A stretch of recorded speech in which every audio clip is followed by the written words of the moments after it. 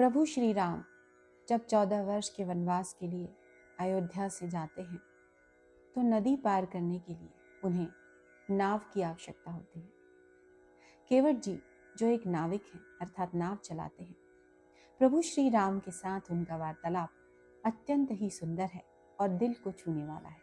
प्रस्तुत है प्रभु श्री राम और केवट जी का वार्तालाप।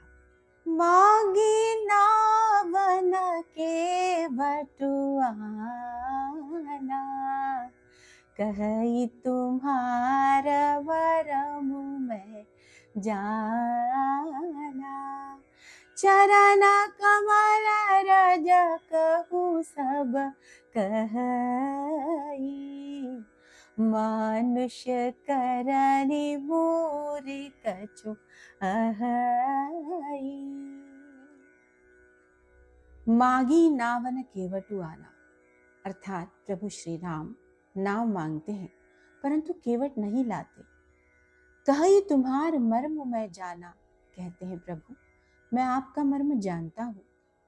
चरण कमल रज कहूँ सब कहई अर्थात सब कहते हैं कि आपके चरण कमलों की रज अर्थात धूल में मानुष करनी मूरी कछु अहई अर्थात मनुष्य बना देने वाली कोई जड़ी बूटी है प्रभु। छुअत सिला भई नारी सुहाई, पाहन तेन काठ कठिनाई।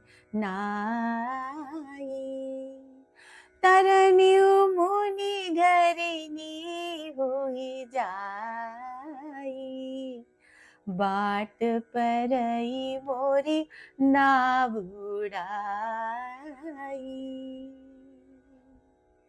छुअत सिला भई नारी सुहाई अर्थात आपके चरण कमलों के स्पर्श मात्र से सिला अर्थात पत्थर सुंदर नारी स्त्री में परिवर्तित हो गया था। पाहन तेन काट कठिनाई, प्रभु वो तो पाहन था, पत्थर था, मेरी नाव तो काट की अर्थात लकड़ी की बनी हुई है प्रभु, और लकड़ी तो पत्थर से कोमल होती है। तरनियु मुनि घरनी होई जाई, बाट परई मोरी नाव उड़ाई। अगर आपके चरण कमलों के स्पर्श से मेरी नाव किसी स्त्री में परिवर्तित हो गई तो मैं क्या करूंगा प्रभु। मैं इसी नाव से अपने परिवार का लालन पालन करता हूँ प्रभु। एक बार, सिर्फ एक बार आप मुझे अपने पैरों को पखार लेने दीजिए अर्थात धो लेने दीजिए। जासु नाम सुमिरत एक बारा, उतरहि नर भव सिंधु अपारा। सोई कृपालु के बटहि निहोरा, जही जगु कियति हूँ पग हुते थोरा। जासु नाम सुमिरत एक बारा अर्थात जिनके नाम का सिर्फ एक बार स्मरण कर लेने मात्र से उतरहि नर भव सिंधु अपारा, नर अर्थात मनुष्य भव सिंधु भव सागर को पार कर जाते हैं। सोई कृपालु केवट ही निहोरा, ऐसे कृपालु कृपा निधान प्रभु श्री राम केवट जी का निहोरा कर रहे हैं कि मुझे नदी के पार उतार दीजिए।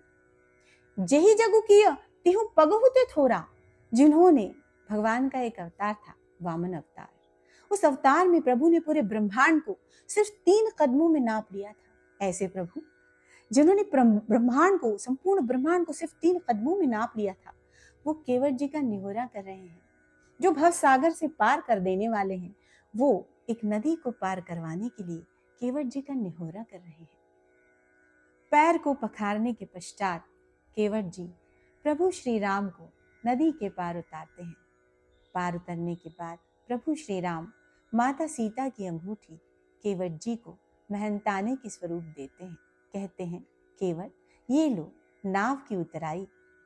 केवट जी इतना सुंदर उत्तर देते हैं,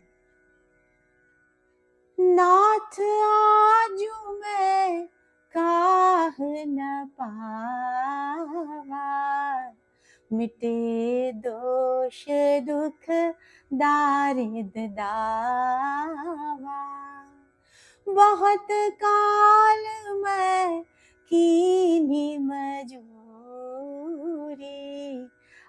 आजु दीन विधि बने भली भूरी। नाथ आजु मैं काह न पावा, हे नाथ मैंने आज क्या नहीं पाया, अर्थात मैंने सब कुछ पा लिया प्रभु। मिटे दोष दुख दारिद दावा, अर्थात मेरे सारे दोष दुख दूर हो गए।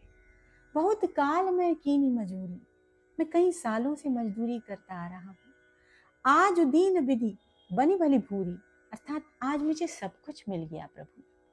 जरा सोचिए, जिन प्रभु के करोड़ों वर्षों तक तपस्या करने के पश्चात भी दर्शन नहीं हो पाते, उन्हें केवट जी साक्षात देख रहे हैं, छू पा रहे हैं, इससे बड़ा पारितोषिक क्या हो सकता है। इसके पश्चात भी प्रभु बार बार निवेदन करते हैं कि नाव की उतराई ले लीजिए। तो केवट जी कितना सुंदर उत्तर देते हैं, जरा देखिए। केवट जी कहते हैं, जैसे मैंने आपको इस छोटी सी नदी के पार उतारा है, हे प्रभु, उसी प्रकार आप मुझे भव सागर के पार तर कर दीजिएगा, अर्थात भव सागर के पार उतार दीजिएगा। कितनी अद्भुत भक्ति है केवट जी की।